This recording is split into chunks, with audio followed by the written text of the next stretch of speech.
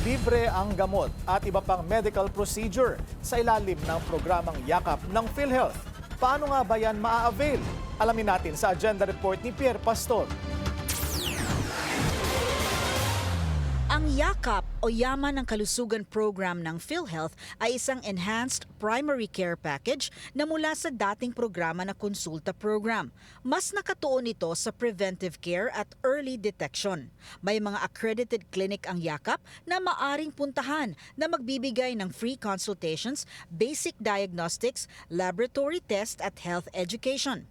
Nakapaloob din sa Yakap ang gamot program o Guaranteed and Accessible Medications for Outpatient Treatment kung saan makakukuha ng libreng mga gamot na may limit na 20,000 pesos per member kada taon.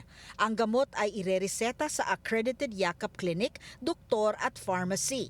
Ang reseta coming from the accredited doctor ay pwedeng diretso na doon sa farmasiya kung saan po kukuhanin yung gamot. Sa original Yakap program, meron pa po doon na libre na 21 drugs. Kaya 75 na halos yung drugs na makukuha from the Yakap program. Kasama din sa Yakap program ang free cancer screening para sa 4 na top cancer morbidity sa bansa.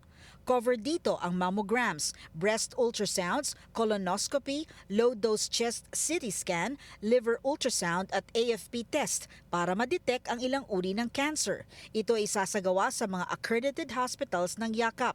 Malaking bagay ito not only for the financial protection but also for the early detection. Para po kung may early detection tayo, mas maagang gamutan ang ating mangyayari at alam nyo naman po na yung gamutan ng mga cancer na ito ay covered din ng PhilHealth. Pero ang maganda po dito sana ay mas maaga natin itong madidetect para po mas malaki ang tsansa ng paggaling. Madali lang ang pagre-register sa Yakap gamit ang eGovPH app at ang PhilHealth portal. Una, dapat miyembro ng PhilHealth. I-download ang app, mag-create ng account, mag-upload dito ng valid ID. Hanapin ang PhilHealth section at piliin ang Yakap. Makikita na rito ang accredited clinics na maaring pagpilian. Bumisita sa clinic na napili para sa unang konsultasyon. Lagdaan ang Yakap empanelment slip para ma-finalize ang registration. Matapos nito, maaari na raw makuha ang mga benepisyo ng programa. Maaari ring mag-inquire sa mga hotline ng PhilHealth Corporate Action Center.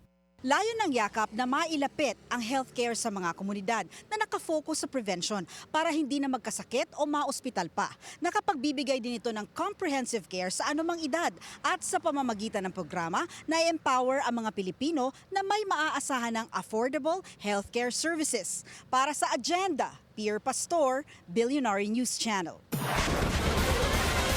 Manatiling nakatutok sa Billionaire News Channel. Sumubaybay sa aming social media accounts at mag-subscribe sa aming YouTube channel para sa mga eksklusibong balita at storya.